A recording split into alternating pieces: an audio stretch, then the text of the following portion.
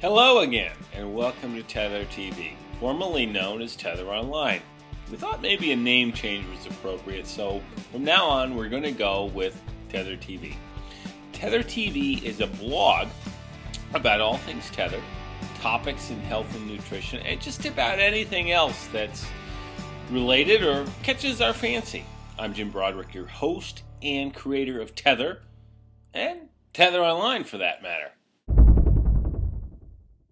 In today's episode, we're going to take a look at fruit leather snacks and ask a very important question.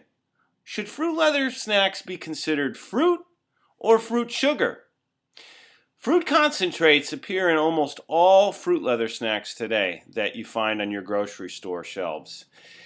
These fruit concentrates not only appear in the ingredients, but they also make up a pretty good proportion of the overall ingredients used in the fruit leather snacks.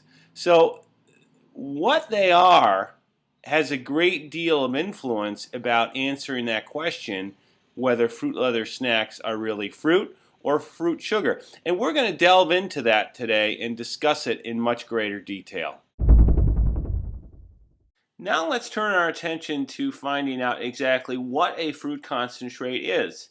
And we'll do that by taking a look at a production process for fruit concentrates. This is a production process that is used in industry to take fruits and turn them into fruit concentrate. And we'll go through very quickly the steps involved in that. The diagram you have before you outlines a production process for producing fruit concentrates. If you take a look in the upper left-hand corner of the diagram, you'll see something called fruit reception, and that's where the initial fruit is introduced into this process. And then we go through destemming, crushing, and a hot break, which involves introducing heat to create basically a slurry. The next step is mash enzymation. And mash enzymation introduces enzymes into that slurry. And the reason that enzymes are introduced is to really break down the pectin in the fruit. And that itself is not a problem. The problem is that those enzymes can also destroy phytonutrients. In the next step, extraction, that's probably one of the more troubling steps because it produces a byproduct called pomace. And pomace is the fruit skins, seeds, and pulp of the fruit. So these things are being removed. The problem is that these components of the fruit contain much of the vitamins, minerals, complex carbohydrates, and phytonutrients of the fruit. So to remove those really removes a lot of benefits of the fruit. In the next step, the pectin is actually removed in a process called depectinization. And pectin is a soluble dietary fiber that's very important to human health. It helps lower LDL levels of LDL cholesterol levels, which is bad cholesterol. It also promotes overall health of your GI tract. Following that step, the process involves some filtration, cooling, and heating. And then the next step after that is concentration. And concentration is a process that removes much of the water that remains in this fruit slurry by either heat and or vacuum. And the problem with introducing heating is that the heating will really destroy nutrients. The other problem with concentration is that it removes much of the flavor from the fruit. And actually there's a step, the next one called aroma recovery, where that flavor, those flavor molecules are actually recovered. Then the process goes on to buffering and cooling. There's some standardization. Pasteurization is another heat step. And finally, the concentrate is produced and packaged. And the real question is, after the fruit seeds, skin, and pulp have been removed, many of the phytonutrients possibly have been destroyed, other nutrients destroyed. What really is left other than fruit sugar? And our position is there's really not much, and really fruit concentrates are nothing more than sugar. And if that's the case and they make up a good proportion of these fruit leather snacks, then really the fruit leather snacks aren't really fruit any longer. They're really fruit sugar. So fruit concentrates are not a good thing in our view.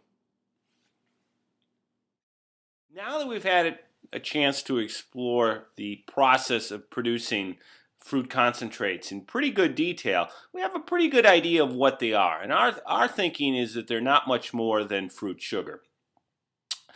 But there's two other ways that we can go about examining this problem. And one of them is from a nutritional analysis looking at particular amounts of nutrients in the products that use fruit leathers, that use fruit concentrates rather, and also visually through a very interesting light experiment that we're going to conduct. But first, let's take a look at the nutritional analysis, and I prepared a slide that I'll go over with you very briefly. The slide before you shows 4 different brands that we're going to take a look at today. First is the Fruit-A-Boo Summer Strawberry flavor. Then we have the Stretch Island Strawberry flavor, the Trader Joe's Apple Strawberry flavor, and finally the Tether Strawberry Pomegranate. In the next row we list the ingredients, and you can see there's quite a bit of concentrate usage among the Fruit-A-Boo, Stretch Island, and Trader Joe's brands. And with that concentrate usage, we would expect those products to have more sugar. And in the next row, we show sugars as a percent composition by weight. So essentially, the higher that percentage, the more sugars. And that's pretty much what the stats there bear out, is that both or all three, the Fruit-A-Boo, Stretch Island, and Trader Joe's, all have significantly more or higher amounts of sugars in them. And in the next line is dietary fiber. If you remember, we mentioned that there's a depectinization step in the fruit concentrate process, and being that pectin is a dietary fiber, we would expect that the concentrate usage would give you lower values of the dietary fiber amount than if you didn't use concentrates. And that's exactly what we find. Overwhelmingly, Tether shows 14% by weight of dietary fiber, as opposed to the other three, which on average show about 7 or half that amount. Significant difference. There's also a difference if we look at vitamins and minerals that are listed again on the nutritional facts panel.